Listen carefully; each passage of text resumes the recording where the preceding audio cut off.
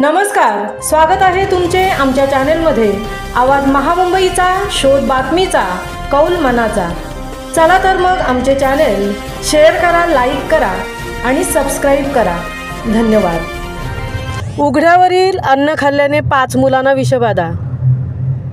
दिघोडे बस स्थानकाजवळील उघड्यावर विकला जाणारा शोरमा हा खाद्यपदार्थ मुलांनी खाल्ल्याने 5 जणांना विषबाधा झाल्याची घटना शनिवार दिनांक 29 रोजी घडली आहे। त्यामुळे सदर मुलांच्या पोटात दुखायला लागले व उलट्या होऊ लागल्याने त्यांना तातडीने चिरनेर गावातील रवी क्लिनिक या रुग्णालयात दाखल करण्यात आले। रुग्णालयातील डॉक्टर प्रकाश मेहता यांनी सदर मुलांवर उपचार सुरू केले। सदरची विषबाधा ही शोरमा हा खाद्यपदार्थ खाल्ल्याने झाले असल्याची माहिती सूत्रांकडून देण्यात आली आहे।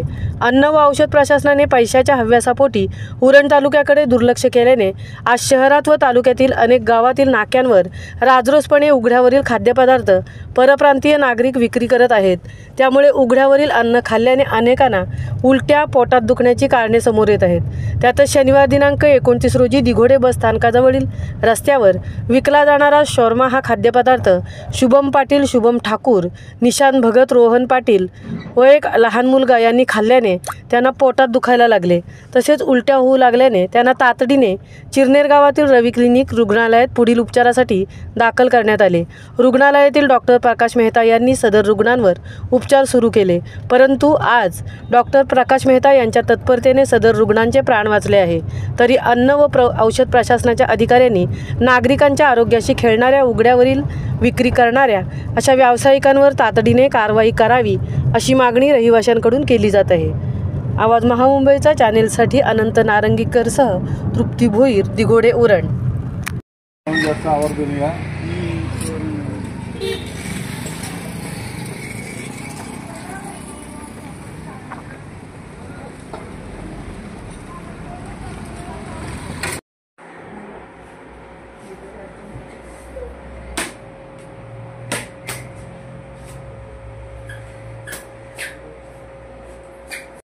आणि वैष्णव हॉटेलवर शोरमाला की शोरमा खाल्ला। तू शोरमा कुठे खालास?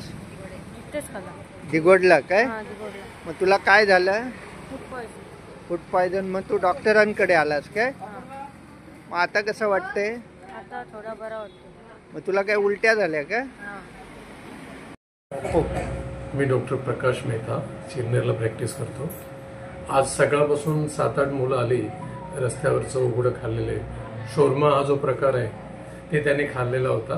त्याच्यामुळे त्या सगळ्यांना फूड पॉयझनिंग झालेलं होतं। म्हणून मी सगळ्यांना विनंती करतो, सांगतो की असं उघड्यावरचे पदार्थ अजिबात खाऊ नका।